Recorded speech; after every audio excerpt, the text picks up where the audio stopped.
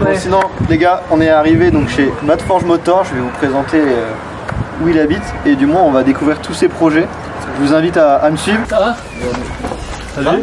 Ça va? Salut, enchanté. Vincent, bon, on va regarder un petit peu tout ce qui se passe et puis ça va être sympa. Avec plaisir. À découvrir.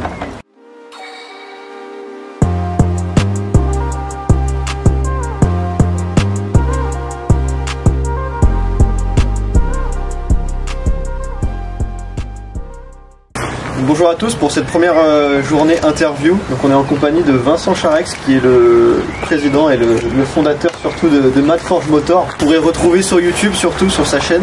N'hésitez pas à aller voir, donc Madforge Motor. C'est un génie qu'on va vous présenter de la mécanique. Vous allez voir de nombreux projets et de nombreuses folies qu'il a pu faire. Je vais le laisser, on va découvrir ses projets aujourd'hui. Je te laisse te présenter Vincent. Je suis Vincent de Madforge Motor, rien de plus. Après on peut voir les projets, on peut voir ce que j'ai fait. Du coup, je vois qu'on a devant nous deux Corsa A, c'est ça? Ouais, c'est ça, ouais. Alors pourquoi des Opel déjà? Une Opel c'était ma première voiture, la Corsa c'était ma première voiture. Donc je suis resté sur ça, je pense que c'est ça. Le gros avantage de ces caisses là évidemment c'est leur poids. Leur poids, on est sur du 740 kg. Donc dès que t'envoies un petit peu de chevaux, ça marche tout de suite. Donc du coup, laquelle est la première? En fait, la première c'est celle-là, mais c'est plus intéressant d'abord de parler de celle-là, parce que celle-là techniquement elle est moins impressionnante. Là on est sur un simple swap, un 2 litres 8 soupapes. On devrait à peu près avoir dans les 150 à 170 chevaux pour 200 newtons dans 740 kg. D'accord. Après on a l'étape du dessus où là franchement j'ai voulu envoyer vraiment un truc qui est sympa. Donc déjà on a un train avant et un train arrière de Mercedes Classe Pro. Voilà, donc on fait un passage en propulsion. Donc je me suis dit tant qu'à faire, autant envoyer sévère niveau moteur. Donc là, moteur full forgé. Tout piston Villebrequin Bracam. La totale. C'est un moteur qui supporte 800 chevaux. Donc là, on en a balancé 460 à peu près dedans, avec boîte longitudinale. Voilà. On prend beaucoup de plaisir, ça accélère très très fort. C'est très instable, parce que pareil, on a quoi? On a 850-900 kg pour du 460 chevaux. Donc c'est un truc qui marche quand même plutôt fort. Ah oui, il y a un bon rapport poids-puissance. Ouais, c'est pas mal. J'ai remarqué quelque chose d'encore plus improbable que tes Corsa. Qu'est-ce que c'est que ça? Ça c'est une Opel de base, normalement, mais qui a été complètement modifiée de A à Z. Là, c'est vraiment...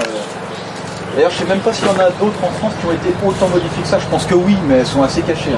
Là, on a un avant complet. J'ai fait l'avant sur mesure complet. Pour l'arrière, rien de spécial. Et puis après, j'ai retravaillé toute la carrosserie et j'ai fait la peinture. Parce que les peintures, je les fais aussi. Puis, calandre sur mesure avec mon logo qui représente maintenant la voiture. C'est pas mal, c'est sympa comme projet. Ouais. Ça doit encore faire un projet avec un bon millier d'heures, non? Ouais, là, on n'est pas loin. Ouais, je pense que là, on n'est pas loin des 1000 heures. Ouais, je pense. Pareil, c'est plusieurs centaines d'heures rien que pour la carrosserie et la peinture. C'est extrêmement long. Bonjour à tous, enchanté, Jérémy du staff d'AutoAsiat, avec qui je présente la suite des véhicules qu'on a chez Madforge Motor du coup. Qu'est-ce qui reste d'origine? Qu'est-ce que c'est? C'est une 200, ouais, c'est une 205. C'est où c'était? C'était, et en fait ce qui reste d'origine, pas grand chose. Là on va passer sur un moteur central arrière sur ce véhicule là, ce qui fait que en fait ça va être très joueur, ça va être un peu comme la R5 Turbo Maxi qui est très très joueuse. Donc tous les trains sont faits sur mesure, le châssis retravaillé sur mesure, et tout l'avant là il n'est pas encore fini d'être découpé parce qu'en fait on va tout passer en fibre. Tout est 100% neuf sur ce véhicule. Non, en fait c'est pas mon projet celui-là, c'est le projet que je fais avec Coupable. Il m'a dit écoute ce serait pas mal de faire une 205 avec VR6. Et au début, on partait sur une VR6 4 roues motrices. Et je lui ai demandé exactement ce qu'il voulait. Il me dit, je veux un truc qui marche. Il fait déjà le 4 roues motrices t'oublie. Là, si on veut être sur piste, sur asphalte, on n'est pas sur du off-road. 4 roues motrices, ça sert à rien. Et du coup, un moteur avant, c'est hyper néfaste. Donc, on va passer ça à l'arrière. Et on va rééquilibrer les masses en mettant poids sur l'avant. Comme le réservoir d'essence, comme tous les éléments. L'avant, on est passé sur une double triangulation, comme à l'arrière d'ailleurs, plutôt que d'avoir du McPherson. C'est ce qu'il y a d'origine sur la T16, que c'est pas terrible. Donc ça c'est le projet qu'on peut reprendre en ligne sur la chaîne, qui est en cours pour l'instant. Et je pense qu'on peut se diriger derrière, on peut l'apercevoir ici là. C'est un peu large, c'est pas fini, mais c'est très sympa. Qu'est-ce que c'est ça derrière aussi? Donc là on a un 320D qui a décidé de changer de carrière en fait. Ouais c'est ça, on a un 320D 5 portes. Évidemment il a fallu le passer en 3 portes parce que 5 portes c'est trop lourd. Okay, oui. Ouais, on est d'accord. Donc le vrai projet de base, on veut faire la Most Wanted, la E46 GTR. Je veux absolument respecter les performances du jeu, c'est le but de ce projet. et ben il faut qu'elle soit le plus léger possible. Donc déjà toute la tôle que tu vois ici, ça part à la poubelle. On va faire un moule entier de la voiture. De ce moule, on va ressortir une carrosserie en fibre.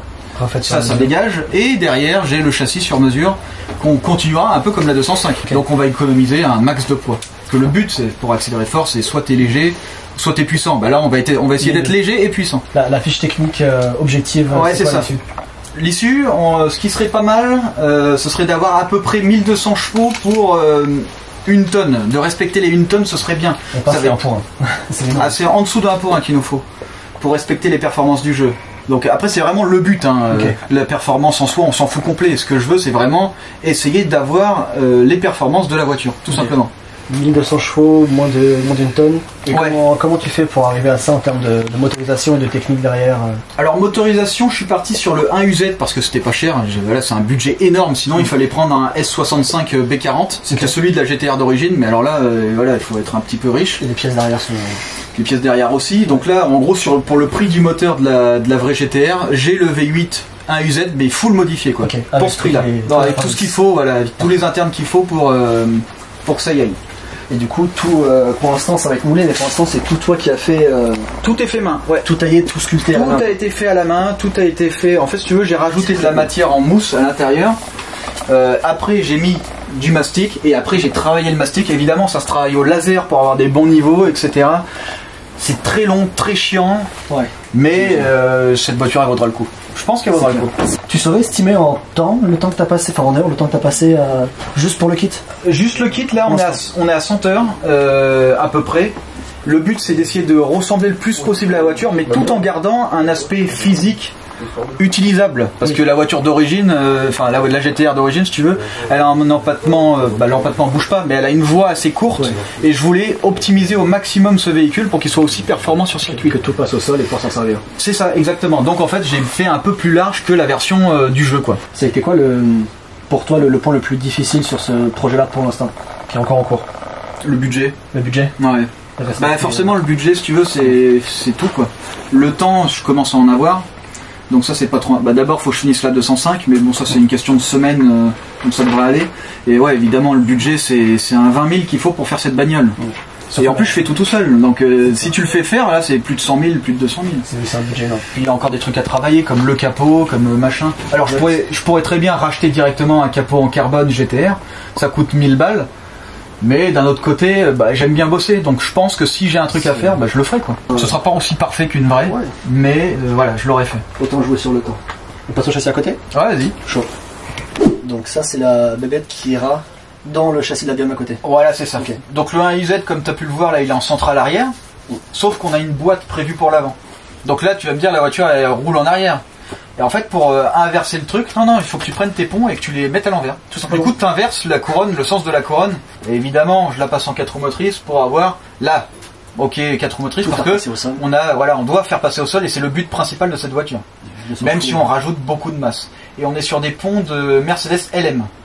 Donc après, il faudra faire des adaptations de transmission. Donc différencier ici, là-bas. Ouais, donc un pont à l'avant. En fait, le pont avant, c'est un pont arrière et le pont arrière, c'est un pont avant. On peut pas inverser un pont avant et un pont arrière. Ok. Donc un UZ V8 Toyota, le 4 litres ou le 4 litres 3? 4 litres. 4 litres. Qu'on retrouve dans plein de Toyota. Notamment les GS, c'est les Lexus, pardon, c'est les Lexus GS 400 du coup. Et les Toyota, c'est les Aristo. Donc très fiable, très beau, et très gros. Mais pour ce qu'on veut, il va falloir forcément changer des pièces internes de toute façon. Donc, tu vas refaire de l'intérieur, tu vas changer quoi? Bielle piston minimum.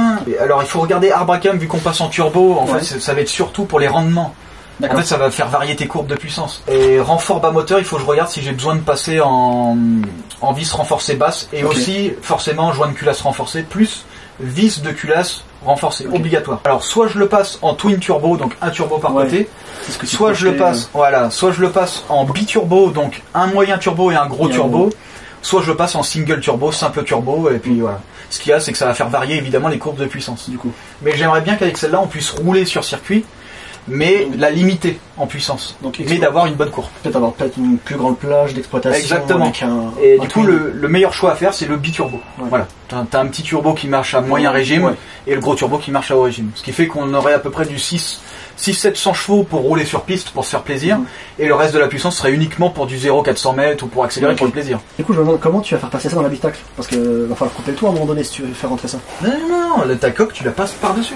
Ce sera comme les anciennes voitures de rallye, où tu lèves tout l'arrière et tu as accès au moteur à l'arrière. Accéder au bloc. Ouais, donc il y aura quand même des différences avec la vraie Most Wanted, mais c'est un côté plus technique. C'est impressionnant en tout cas. C'est une avancée de fou. Et c'est ça qui est hyper intéressant sur sa chaîne, c'est que il détaille vraiment, il explique, il n'est pas à avoir d'informations. Et pour les gens qui sont un peu passionnés et qui veulent en apprendre plus, c'est fabuleux tout ce qu'il détaille, tout ce qu'il peut voir là-dessus. Donc ouais, grand respect pour votre travail, c'est incroyable. Donc du coup, dans l'avenir, dans tout ça, comment ça se déroulait pour toi? Ce que tu aimerais faire dans tes projets Ouais, alors en fait si tu veux, chaque projet a un but précis, on va dire, en termes d'évolution, techniquement. Donc au début ça commençait par un swap standard, après modification de châssis, après création de châssis. Là on commence à travailler des vraies géométries en double triangulation, ensuite on sera en amortisseur déporté, ensuite j'aimerais bien passer au monocoque carbone, après en twin châssis, ça c'est un truc, je sais même pas si ça existe, mais j'ai déjà des idées pour le faire. Ensuite j'aimerais bien créer un concept car, donc ça je sais déjà comment le faire, et je sais à peu près ce que je veux dans les termes. Ce ne sont pas des projets très très longs, mais ce sont des projets qui demandent beaucoup de ressources. Le but final de tout ça, c'est de pouvoir développer tout d'un véhicule de A à Z. Là, je maîtrise à peu près, on va dire à peu près parce qu'on ne maîtrise jamais à 100% les choses de toute façon, le châssis sur mesure, carrosserie, modification de carrosserie, forcément, peinture, système électrique, les soudures, tout ce qui est alimentation moteur, tout ce qui est gestion moteur, donc toutes les gestions, je les programme moi-même évidemment, j'achète des gestions compétition, etc., etc. Et en fait, au fur et à mesure, il faut que j'arrive à atteindre tout, il faut que je sache tout faire pour pouvoir créer mes propres véhicules entiers sur mesure. En termes de temps, vu qu'en fait je consacre vraiment toute ma vie, tout, voilà, je pars pas en vacances, je fume pas, je bois pas, je pars pas en soirée, je pars pas avec des potes, j'ai pas de potes, voilà, j'ai pas d'amis, voilà. Bref, c'est un choix de vie, voilà, j'ai préféré faire ça et développer au maximum ce que j'aime pour pouvoir atteindre presque l'impossible. Voilà, presque l'impossible. C'est vraiment l'objectif. Il n'y a aucune fierté réelle à montrer, il y a aucune. C'est vraiment un plaisir à 100%. D'accord. Et c'est le but. Parce que du coup, la 205 c'est pour un client. On peut dire ça, en fait, on fait une association avec Coupable, donc je fais la voiture, tout ce qui est partie architecture réelle. D'ailleurs, il y a des innovations sur cette voiture que je n'ai pas sur les autres. De Most Wanted, c'est vraiment ta voiture vitrine pour montrer ton savoir-faire, de ce quoi tu es réellement capable. C'est oui et non, c'est vraiment le plaisir avant tout, mais c'est vrai qu'au final, là on va passer sur une coque par exemple qui va être complètement moulée, complètement sortie en fibre, donc on change de stade et peut-être qu'on sera aussi sur amortisseur déporté. Niveau technique, on va aller encore plus loin. On évolue toujours dans ce qu'on fait. Voilà, c'est ça, c'est le but, sinon il n'y a plus de plaisir réellement. Et après tout ça, est-ce qu'il y aura une entreprise, un local pour faire des commandes de clients peut-être plus tard C'est vrai que ça ne me déplairait pas. Déjà, il faut que je montre un certain savoir-faire. Comme tu disais, la BMW, ça peut être un bon exemple. La VR6, c'est un bon exemple. La Manta, c'est un autre exemple d'un autre domaine. Et le futur projet, le futur concept, ce sera réellement une voiture 100% sur mesure. Voilà, donc là, oui, là, ce sera vraiment ma voiture et ma marque, clairement. Vincent, merci de nous avoir accueillis dans tout ton vaste champ de projets qu'il peut y avoir, que ce soit la 205, les Corsa, la Manta et ce monstre qui est en train d'être fabriqué par tes propres moyens, qui est juste incroyable. On a vraiment hâte avec l'équipe de pouvoir voir la suite de ce projet. J'espère que on la reverra sur un futur événement de chez nous, pourquoi pas oui, je pense, un jour. En tout cas, dans tous ces projets que vous avez pu voir dans cette vidéo, n'hésitez vraiment pas à aller voir sa chaîne YouTube. Elle est juste incroyable, vous allez y découvrir des choses, apprendre énormément en termes de technicité, de niveau mécanique. Mad Forge Motor. On va tout mettre dans la description de la vidéo, il n'y a pas de souci, vous verrez, il y aura le lien directement de sa chaîne. Est-ce que toi, de ton côté, Vincent, tu as des mots, des choses à dire de cette journée ? Non, bah écoute, c'était sympa au final de montrer, parce que j'ai l'occasion de voir personne. Voilà, moi je suis tout le temps là, j'ai tout le temps besoin de bosser, donc c'est vrai que ça change un peu de pouvoir présenter en vrai, parce que je pense qu'entre les vidéos et la réalité, il y a quand même une certaine différence. Franchement, de l'or dans les mains et qu'il faut arriver à exploiter. Et ça, que tu fasses partager cette passion auprès de tes abonnés et les personnes qui regardent tes vidéos, c'est franchement incroyable. Pour terminer cette fameuse journée en compagnie de Vincent Charex, donc alias Mad Forge Motor, on va vous dévoiler notre événement donc, qui est du 21 mai. Il va se dérouler au Star Games à Bourges, route de la Charité. Donc un événement qui va attendre à peu près plus de 400-500 voitures. On va retrouver de la japonaise, donc plus d'une centaine de versions japonaises, donc que ce soit de la Supra à la Civic, à la Skyline. Vraiment une diversité de Jap qui est juste mucho caliente. Et surtout une ambiance plus que conviviale.